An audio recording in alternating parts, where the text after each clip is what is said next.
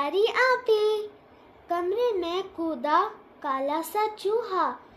आपी ने मेरी जब उसको देखा, उछल कर वो बोली कि उफ मेरी तौबा, कहाँ से ये आफत चली आई।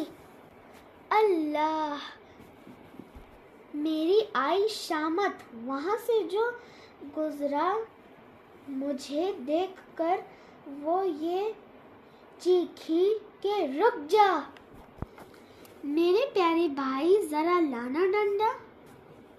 मगर मैंने सोचा कि ये मेरी आपा मुझे रोज़ कहती हैं बिल्कुल निकम्मा।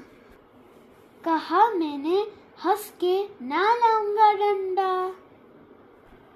चलो प्यारे चूहे, दिखा दो तमाशा। बहुत डांटती हैं मुझे मेरी आपा। सुनी बात मेरी तो आपी ने डांटा, कोई काम अपना तुम अब लेके आना। मैं फौरन करूँगी बड़ा सा बहाना। ये सुनना ही था कि मैं बाहर को भागा।